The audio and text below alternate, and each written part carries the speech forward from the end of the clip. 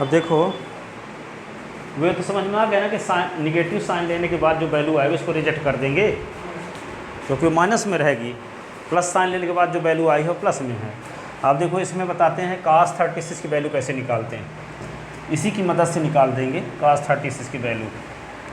तो देखो, to find the value of cos 36, to find the value of cos 36। तो cos 36 की value निकालने के लिए आप जानते हो वी नो दैट क्या होता है, cos 2a is equal to होता है 1 माइनस 2 साइन स्क्वायर होता है। तो ए बराबर क्या रख दो यहाँ पे, ए बराबर 18 रख दो, पुट ए बराबर 18। तो cos क्या होगा 2 इंटू 18, 1 माइनस 2 साइन स्क्वायर 18 ये हुआ। तो 18 टू जा 36, cos 36 तो 1 माइनस 2 ये साइन 18 का स्क्वायर। और साइन 18 की वैल्यू अभी निकाले, साइन 18 की वैल्यू क्या निकाले हो, √5 माइनस 1/4 ये निकाले हो ना, ये वैल्यू यहाँ रख दो। तो cos 36 is equal to 1 minus 2, और ये लिख दोगे √5 माइनस 1/4 का स्क्वायर। तो cos 36 is equal to 1 minus ये क्या होगा, √5 माइनस 1 का स्क्वायर अपान 4 का स्क्वायर 16, 4 का स्क्वायर 16। ठीक है, आप क्या करेंगे, cos 36 इज इक्वल टू 1 के अपान में 1, ये होगा 16 और 2 ए माइनस बी के होल स्क्वायर का फार्मूला लगाओ, √5 का स्क्वायर 2 इंटू √5 इंटू 1 का स्क्वायर, cos 36 16 a2 √5 के स्क्वायर 5 माइनस 2 √5 प्लस 1 अपान 16।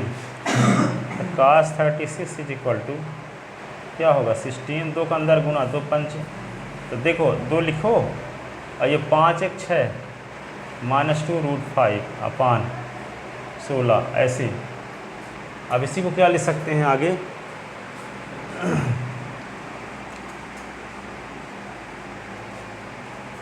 cos 36 बराबर cos 36 इज इक्वल टू हो जाएगा 16 तो है ही, 2 का अंदर गुना 2 छक्का 12, 2 दूना 4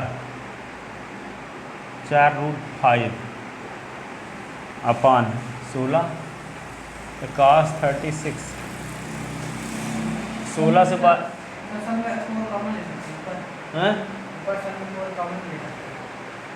कॉमन अभी घटा लेते फिर कॉमन लेंगे, 16 से 12 निकल गया तो 4 बचा ना, 4 √5 अपान 16। तो cos 36 आप 4 कॉमन ले लेते हैं तो 1 प्लस √5 अपान 16, 16 4 जा। तो cos 36 की वैल्यू क्या हुई, √5 प्लस 1/4, और साइन 18 की वैल्यू क्या थी, √5 माइनस 1/4। एक में है √5 प्लस 1, एक में है √5 माइनस 1, √5 माइनस 1 √5 प्लस 1 लिख लें। तो इस प्रकार से हम साइन 30 और cos 36 की वैल्यू निकाल सकते हैं, साइन 18 और cos 36 की वैल्यू निकाल सकते हैं।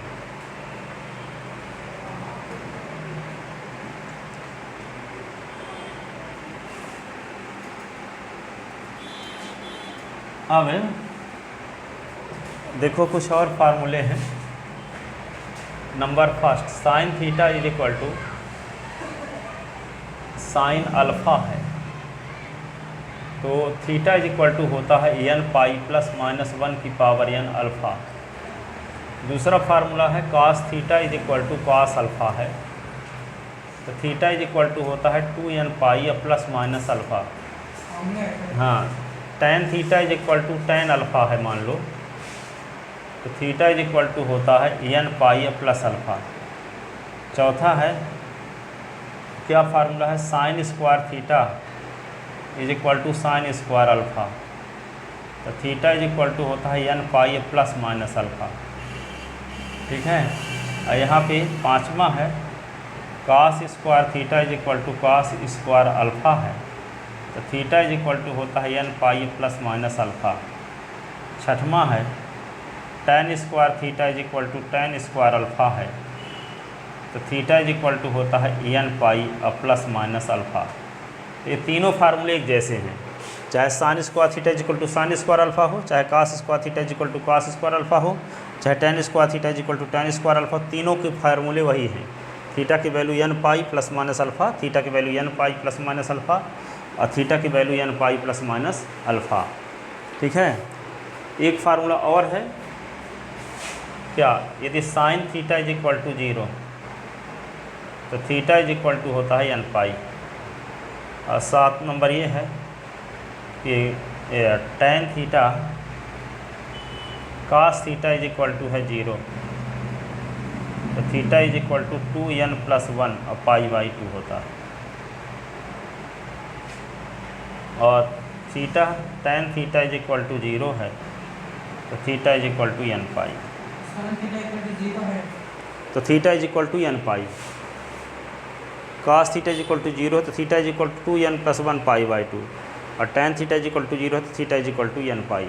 tan थीटा का और साइन थीटा का एक फार्मूला, साइन थीटा बराबर 0 हो चाहे cos tan थीटा बराबर 0 हो, theta is equal to n pi होगा।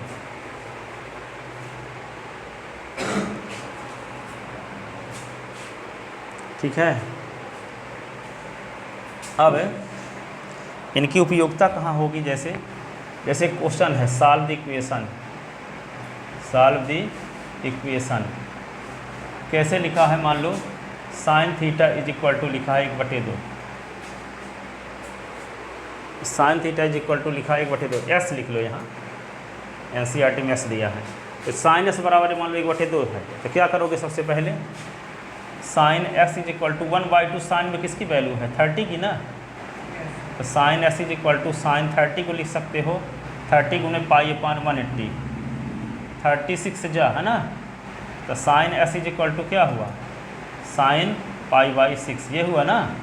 तो यहाँ पर क्या फार्मूला पढ़े हो, sine theta is equal to sine alpha, तो sine S is equal to sine alpha का काम कौन कर रहा है पाई बाई 6, तो थीटा इज इक्वल टू तो S is equal to n pi plus minus 1 की पावर n अल्फ़ा, अल्फ़ा का काम कौन कर रहा है पाई बाई 6 है, तो एस इज इक्वल टू क्या लिखोगे n पाई और प्लस n पाई और प्लस माइनस 1 की पावर n अल्फ़ा, अल्फ़ा का काम कौन कर रहा है पाई बाई 6 है।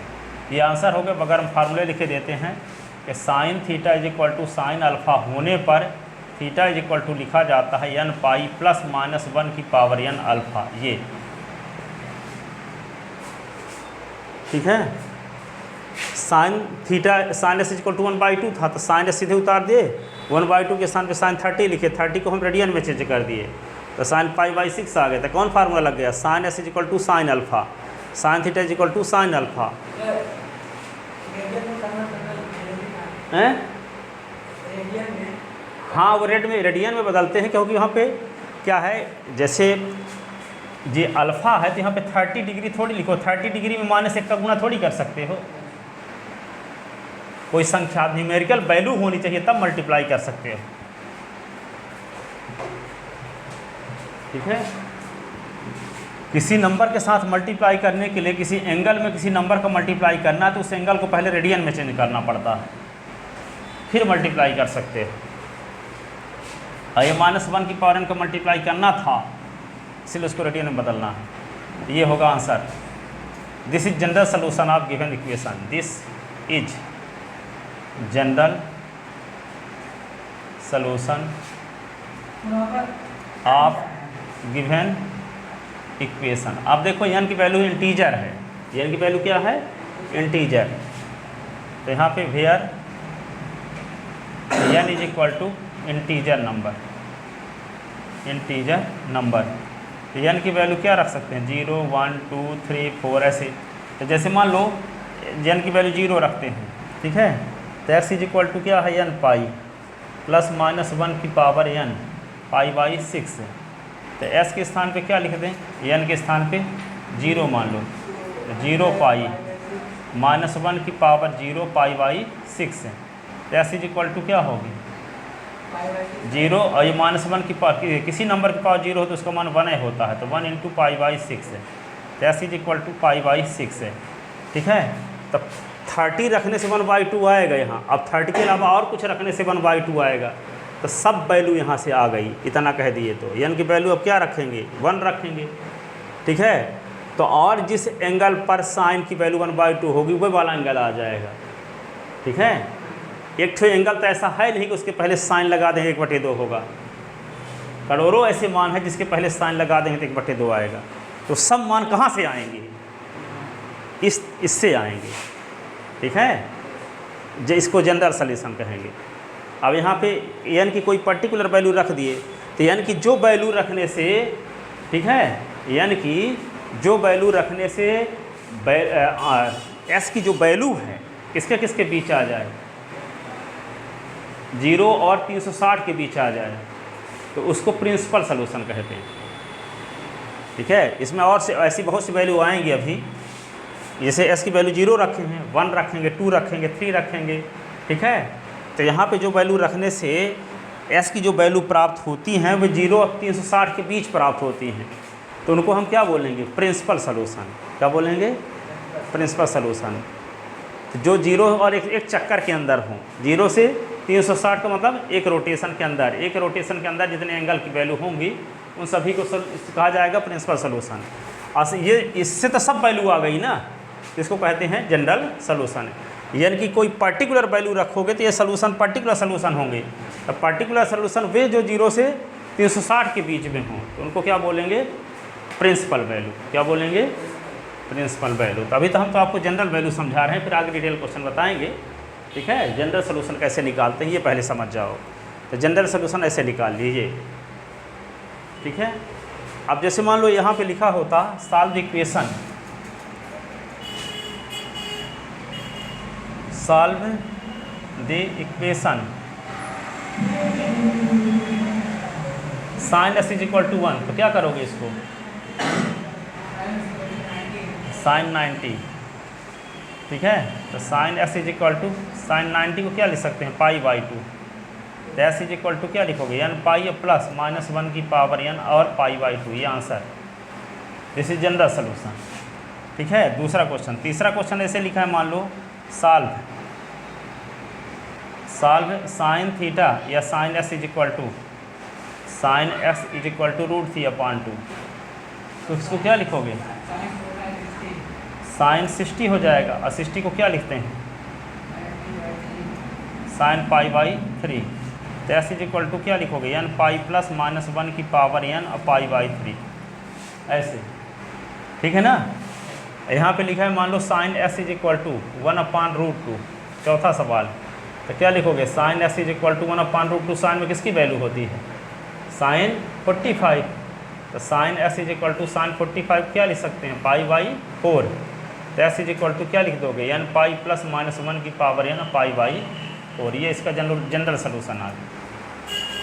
ठीक है, तो इस प्रकार से sin s वाली वैल्यू निकाल सकते हैं। अब जैसे मान लो यहाँ पे क्या है, cos x =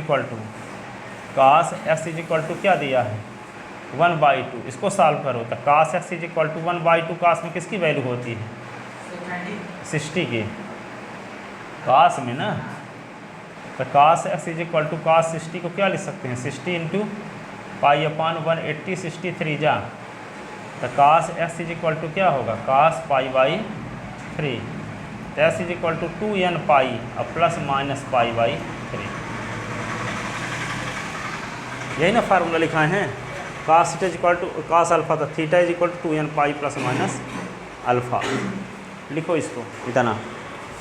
एक tan वाला बता देते हैं, जैसे मान लो tan थीटा = क्या है, tan थीटा = 1 है, तो tan थीटा = 1 के स्थान पर क्या लिख सकते हैं, tan 45, और 45 को क्या बोलते हैं, π/4।